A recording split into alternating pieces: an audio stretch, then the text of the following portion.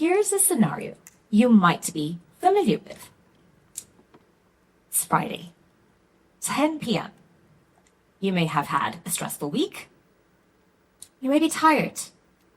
So you reach for that cupboard to take just one cookie. 15 minutes later, you're covered in crumbs and empty wrappers and the realization that the whole pack is gone. Now here's the weird thing. You weren't even hungry. So what happened? Was it lack of willpower? No. Your brain was hijacked by something called dopamine. And the processed food industry knows exactly how to push that button. My teenage daughter asked me, "Mom, why do fun foods feel so good and make me happy?"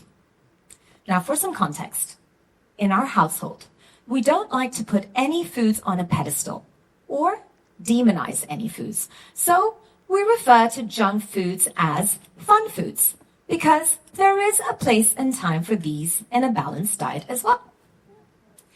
So I said to my teenage daughter, meet dopamine, often referred to as the feel-good chemical. But that's not quite right. Dopamine isn't pleasure.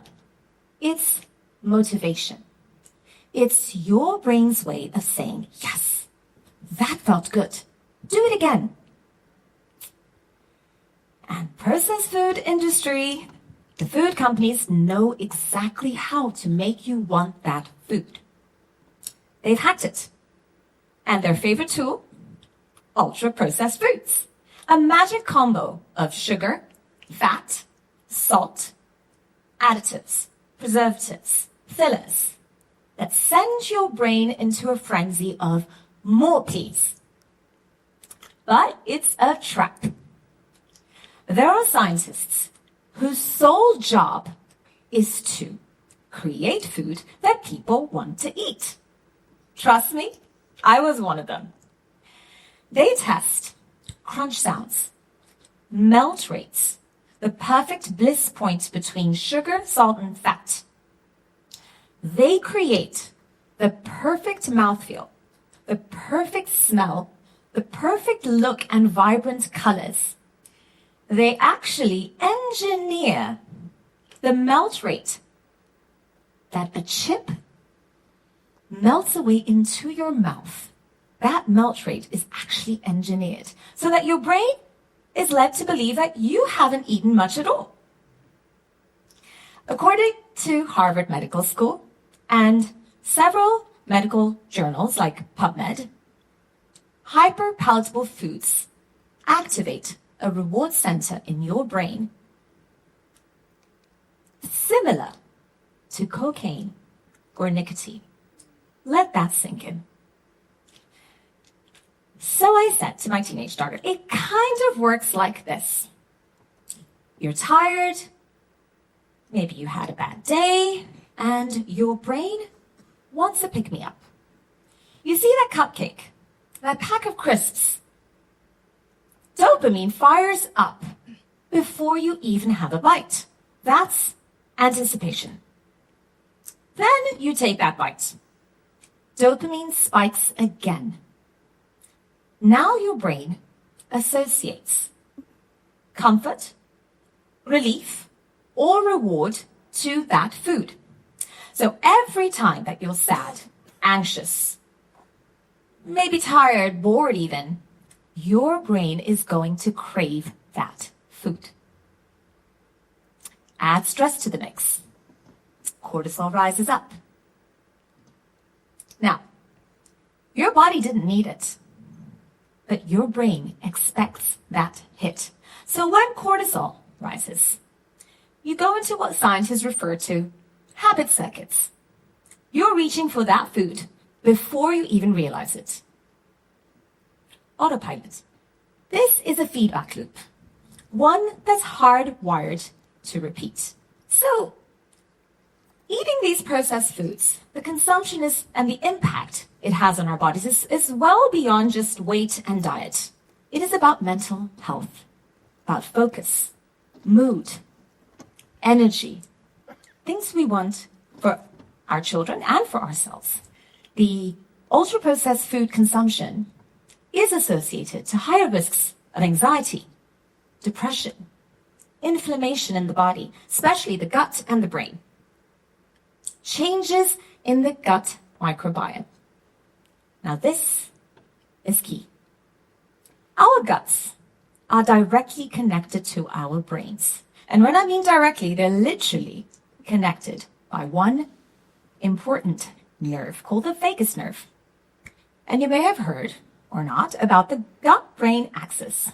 So, to explain this a little bit better, I want you all to visualize the cockpit of a plane. Right? Are you visualizing this? There are hundreds of buttons, all with their own functions and signals sent for that plane to be on smooth sail. Now, say you're a co-pilot. You're having your cheeky lunch break. Some French fries, ketchup, splat. You have ketchup all over your dashboard, all over the controls, and you're frantically trying to clear this up. You're in a frenzy, and that flight is getting all these signals that you've been pressing while you're cleaning that are now taking that plane off smooth sail. Your gut is that cockpit. Those controls are neurotransmitters and hormones, signals that your gut sends to your brain, which is no longer in smooth sail, because when you consume a diet high in ultra-processed foods, there is this imbalance.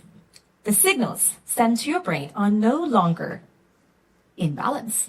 But we all want this feel-good sensation, right? We do need dopamine. We want to feel happy and good.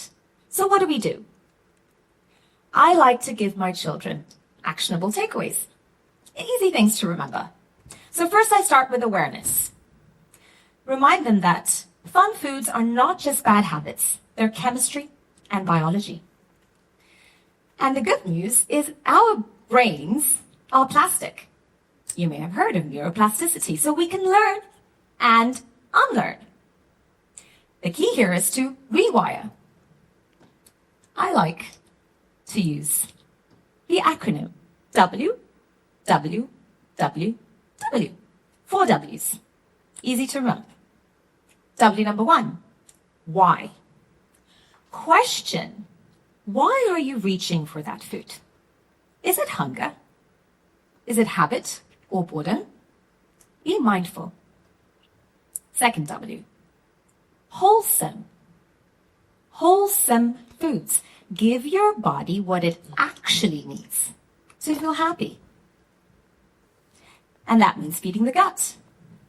And the gut feeds on fibers and probiotics, which are fruits, nuts, seeds, vegetables, herbs, spices, essentially plant-based foods.